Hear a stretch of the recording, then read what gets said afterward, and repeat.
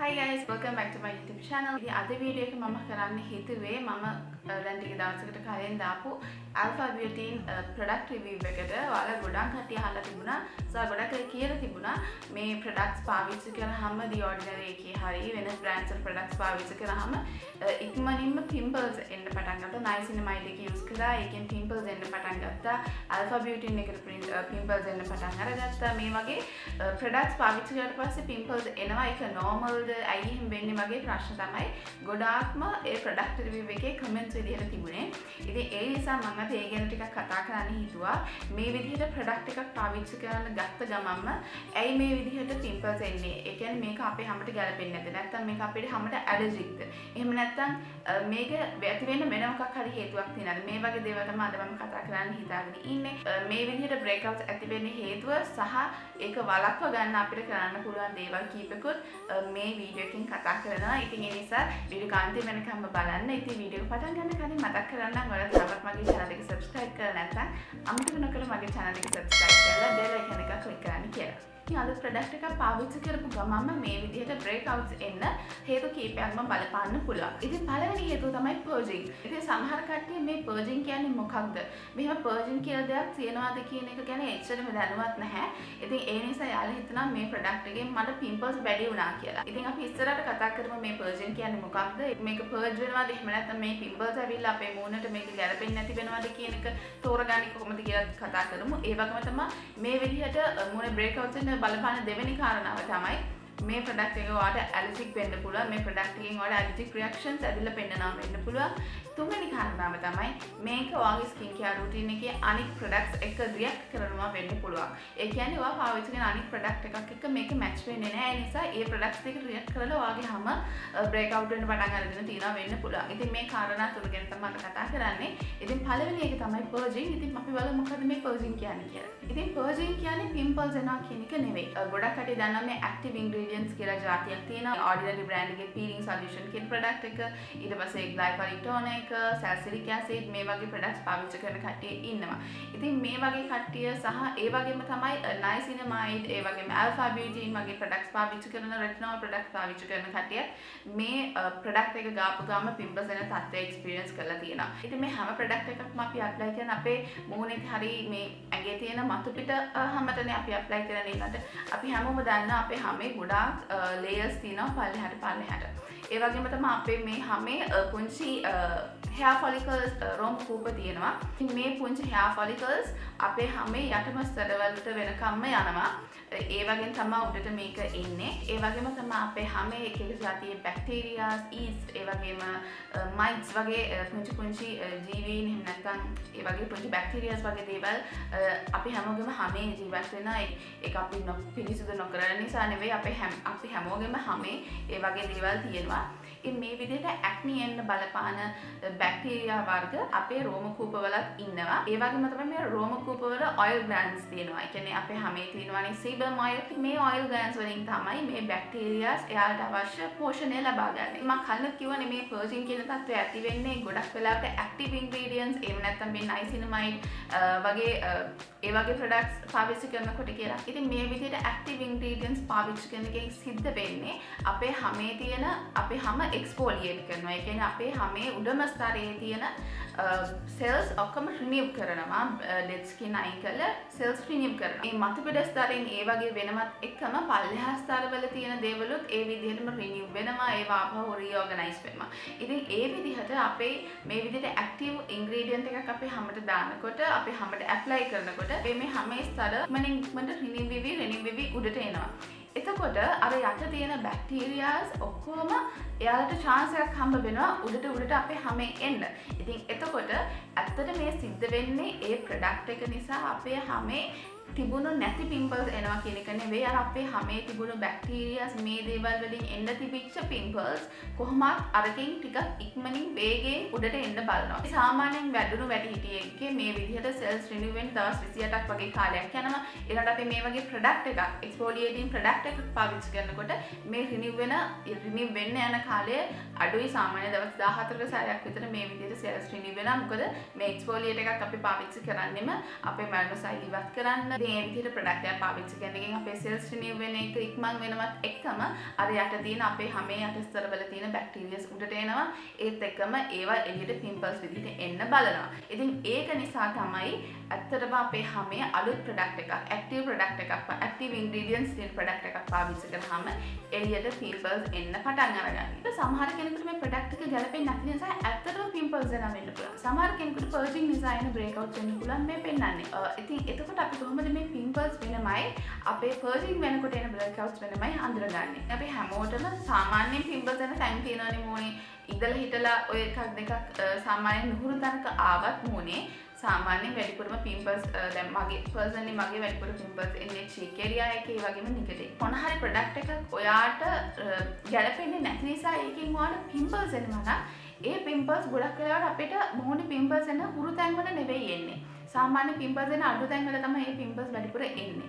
ඒ වගේම තමයි ඒවා අපි හැමේ ගොඩක් ලම්ස් වගේ අපිට දැනෙනවා ලනකොට ගොඩාක් ඒක හරි වේදනාකාරී ඒ පිම්පල්ස්. ඉතින් පර්ජින් කියන ඒවා වලට මේ විදිහට නෙවෙයි ගොඩක් වෙලාවට එන්නේ මේ පේන වගේ පුංචි පුංචි ඇක්නි වගේ තමයි එන්නේ. සමහර වෙලාවට ඒ වගේ බ්ලැක් හෙඩ්ස්, වයිට් හෙඩ්ස් වගේ උනත් තියෙන්න පුළුවන්. ඒ විදිහට තමයි පෙනුමෙන් ඔයා ප්‍රොඩක්ට් එකකින් සිද්ධ වෙන්නේ ඔයාගේ හැමට හානියක් එහෙම නැත්නම් මේක නෝමල් පර්ජින් එකක්ද කියලා අඳුරගන්නේ. ඒ වගේම තමයි සති 4ත් සති 6ත් වගේ කාලයක් පුරාවටම මේ පර්ජින් කියන දේ සිද්ධ වෙන්න පුළුවන්. සමහර විට ඊට වඩා චුට්ටක් එහෙට මෙහෙට වෙන්න පුළුවන්. ඊට වඩා වැඩි වෙන්නත් පුළුවන්. ඊට වඩා අඩු වෙන්නත් පුළුවන්.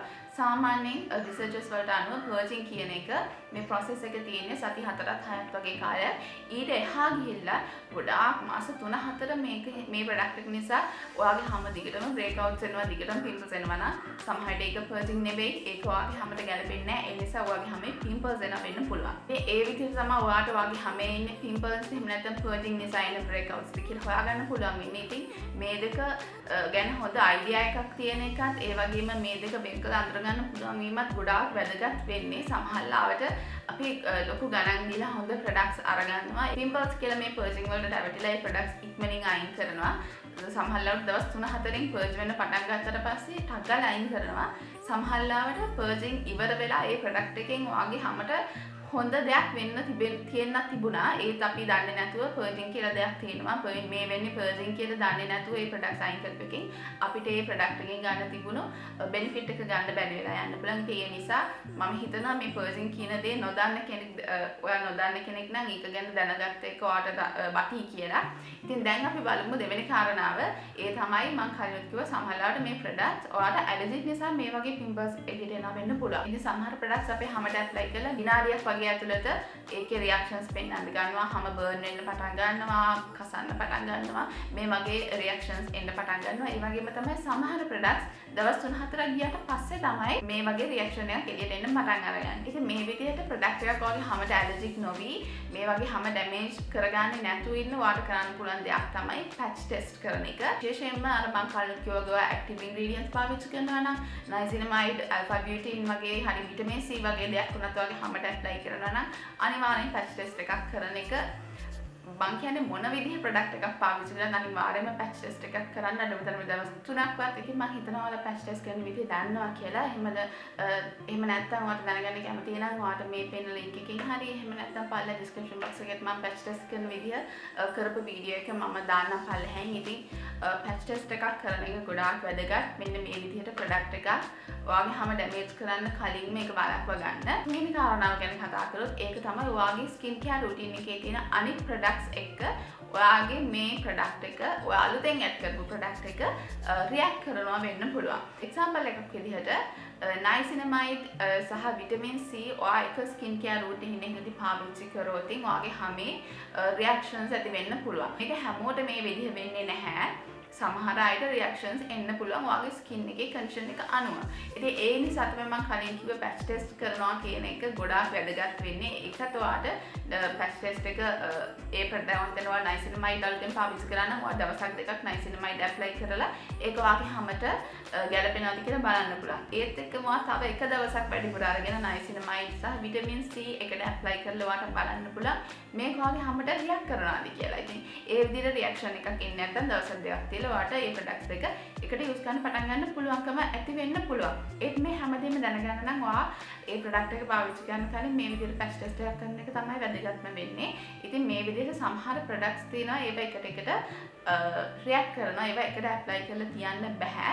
ඉතින් ඒ දේවල් දැනගන්න ඔයාට මම කලින් කිව්වා වගේ පැච් ටෙස්ට් එකක් කරන්න පුළුවන්. එහෙම නැත්නම් ඒ බ්‍රෑන්ඩ් එකට අදාළ වෙබ්සයිට් එකට ගිහිල්ලා ඒ ප්‍රොඩක්ට් එකේ ඩිස්ක්‍රිප්ෂන් එක කියවලා බලන්න පුළුවන්. ඒකෙදි ඒ ගොඩක් දැන් The Ordinary products ඔයා පාවිච්චි කරනවා නම් DCM official website එකට යන්න ගිහිල්ලා ඒ ප්‍රොඩක්ට් එකේ conflicts තියෙන products ගැන වෙනම chart එකක් එයාලා හදලා තියෙනවා. එයාලගේ clients ලාට පාවිච්චි බලන්න ඒ ගැන දැනුවත් වෙන්න.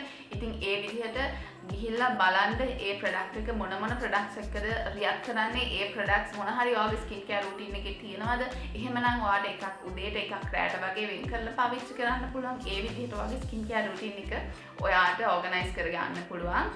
ඉතින් ගොඩක් වෙලාවට අපි තවත් කරන දෙයක් තමයි ප්‍රොඩක්ට්ස් 3-4ක් එහෙම නැත්නම් ප්‍රොඩක්ට්ස් 2-3ක් අපි එකට අපේ ස්කින් එකට ඇප්ලයි කරන්න පටන් ගන්නවා අලුතෙන්. ඒ කියන්නේ හිතන්න දැන් ඔයා නයිසිනමයිඩ් එකයි අල්ෆා බියුටින් එකයි බුෆේ සීරම් එකයි මොකක් හරි මේ වගේ ප්‍රොඩක්ට්ස් තුනක් කියලා ඒ තුනම ඔයා එකට අරගෙන අලුතෙන් ඒ තුනම එකට ස්කින් එකට ඇප්ලයි කරන්න පටන් ගන්නවා. ඉතින් මේ කාරණා මම කලින් කියලා තියෙනවා. ඒත් මම අද වීඩියෝ බලන කෙනෙක් නම් ඔයා ඒක ඔයාට දැනගන්න කියන්නේ අපි ඕනම ප්‍රොඩක්ට් එකක් එකින් එක තමයි අපේ හැමට ඇප්ලයි කරලා බලන්න ඕනේ. මොකද ඔයා හිතන්න දැන් මම කලින් කිව්වා වගේ නයිසිනමයිඩ් අල්ෆා බියුටින් බුෆේ සීරම් මේ තුනම ඔයාගේ ස්කින් එකට අලුතෙන් පාවිච්චි කරන්න පටන් ගත්තොත් හිතන්න මොකක් හරි එකකින් ඔයාට රියැක්ට් කරන්න පටන් ගන්නවා. ඔයාට පිම්පල්ස් එන්න පටන් ගන්නවා. දැන් මාසයක් දෙකක් ගිහලා තාම ඔයාට පිම්පල්ස් එනවා. මේක පර්ජින් නෙවෙයි. මේකෙන් පිම්පල්ස් එනවා.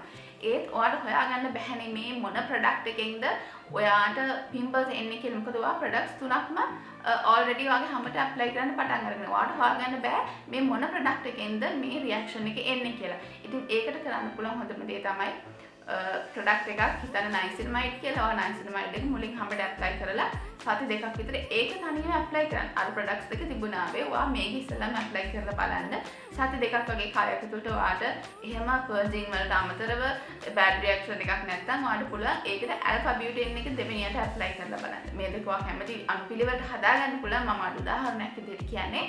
ඉතින් ඊට පස්සේ දෙවෙනි ප්‍රොඩක්ට් එකක් ඇප්ලයි කරන්න. ඊට පස්සේ ඒකෙත් එන්න හිතන්න දැන් හදිස්සියවත් ඔයාට ඇල්ෆා බියුටින් එක මැච් වෙන්නේ නැහැ කියලා හිතන්න. එහෙනම් ඔයා දන්නවා මෙච්චර දවසක් තිබුණේ නැති විදිහට ඔයාගේ හැම රියැක්ට් කරනවා නම් විදිහට මෙච්චර දවසක් තිබුණේ නැති විදිහට පිම්පල්ස් එනවා නම් ඔයා දන්නවා මේක නයිසිනමයිඩ් එක ගන්න වෙලාවෙදි උනේ නැහැ. දැන් මේක වෙන්නේ මම දැන් මේ අල්ෆා බියුටින් එක පාවිච්චි කරන්න පටන් ගත්ත නිසා. අන්න එතකොට ඔයාට පුළුවන් කාර්යයක් බලලා ඒ කාලයට අදාළ ඒ කාලයටත් වැඩි පිම්පල්ස් එනවා නම් ඔයාට ඒ ප්‍රොඩක්ට් එක අයින් කරන්න පුළුවන්. ඉතින් ඒ නිසා තමයි කාලයක් අරගෙන හිමින් සැරේ මේ ප්‍රොඩක්ට්ස් ඔයාගේ ස්කින් කෙයාර් රූටින් එකට ඉන්ක්ලූඩ් කරගන්න එක වැදගත් වෙන්නේ. දැන් හිතන්න හදිසියවත් ඔයා මේ දේවල් දන්නේ නැතුව ප්‍රොඩක්ට් එකක් පාවිච්චි කරලා ඒකෙන් පර්ජින් නෙවෙයි ඔයාගේ හැම පිම්පල්ස් ඇවිල්ලා බෑඩ් රියැක්ෂන්ස් ඇවිල්ලා ඔයාගේ හැම ඩැමේජ් වෙලා නම් තියෙන්නේ. හොඳටම ඩැමේජ් වෙලා මූණ ගොඩක් සීරියස් තත්යකට ඇවිල්ලා නම් හොඳම දේ ඔයා ડોක්ටර් කෙනෙක්ව හම්බ වෙන්න යන්න ඒ විදිහට මෙඩිකලි මේ තත්ත්වෙට ට්‍රීට් කරන්න. එහෙම නැත්නම් ගෙදර ඉඳන් බැලන්ස් කරගන්න පුළුවන් තත්ත්වයක නම් ඔයාගේ ස්කින් එක තියෙන්නේ. එහෙනම් ඔයාට කරන්න ඕන බේසික් ස්කින් කෙයාර් රූටින් එකකට යන්න. ගොඩාක් ප්‍රොඩක්ට්ස් ඇප්ලයි කරන්න එපා. ක්ලෙන්ස් එකක් පාවිච්චි කරන්න, මොයිස්චරයිසර් එකක් යූස් කරන්න. ඒ හොඳටම ඇති. ඔයාගේ හැම රිකවර් වෙනකන් ලොකු ප්‍රොඩක්ට්ස් ප්‍රමාණයක් හැමදාම ඇප්ලයි කරන්න එපා. ගොඩාක් ස්ට්‍රෝං ඉන්ග්‍රීඩියන්ට්ස් ඇප්ලයි කරන්න යන්න එපා. ඒ වගේම ඔයාලට ඇලෝවෙරා වගේ දෙයක් පාවිච්චි කරන්න පුළුවන් හැම හීල් වෙන්න. ඉතින් මේ වගේ ටිකක් සිම්පල් දේවල් පාවිච්චි කරන්න. ගොඩාක් සැඩ දේවල් හැමදාම පාවිච්චි කරන්න එපා. ඔයාගේ හැම රිකවර් වෙනකන්. ඒ වගේම තමයි අන්තිමටම මට කියන්න තියෙන්නේ සමහරවිට අපි ගොඩාක් දැන් හුරු වෙලා ඉන්නවා YouTube එකෙන් එහෙම නැත්නම් යාළුවෙකුගේ recommendation එකකින් products පාවිච්චි කරන්න. يعني ඒක යාගේ හැමේ තිබුණු ප්‍රශ්න වලට තිබුණු හොඳම විසඳුම වෙන්න පුළුවන්. ඒ නිසා වෙන්නේ නැති ඒක ඔයාලට කියන්නේ නැත්තේ. ඒ වුණාට ඒක ඔයාගේ හැමට නොගැලපෙනවා වෙන්න පුළුවන්. ඒ නිසා වෙන්නේ නැති ඔයාගේ හැමේ මේ වගේ බ්‍රේක් අවුට්ස් එන්න පටන් අරගත්තේ. ඒ ඔයාගේ හැමට ගැලපෙන්නේ නැතුව ඔයාලට පිම්පල්ස් එනවා කියන තැනට ඔයාට ඩිසයිඩ් කරන්න පුළුවන් තරම් දේවල් ඔයාගේ හැමේ වෙලා තියෙනවා නම් ඔයාලට කරන්න තියෙන හොඳම දේ තමයි ඒ ප්‍රොඩක්ට් එක කොච්චර හොඳයි කියලා කිව්වත් කොච්චර මිලක් දීලා ගත්තත් ඒ ප්‍රොඩක්ට් එක පාවිච්චි කරන එක නවත්තන්න. එහෙම නැත්නම් ඔයාගේ හැම තවදුරටත් ඩැමේජ් වෙන එක වැඩි වෙනවා මිසක් අඩු වෙන්නේ නැහැ. ඉතින් ඒව තමයි මම අරගෙන ආයේ මම හිතනවා අද වීඩියෝ එකට කැමති වෙන්නේ නැති කියලා. ඉතින් ඔයාලා ඉස්සරහට මගේ වීඩියෝස් බලන්න කැමති නම් ඔයාලට මගේ channel එක subscribe කරලා bell icon එක click කරන්න කියලා මතක් කරගන්න.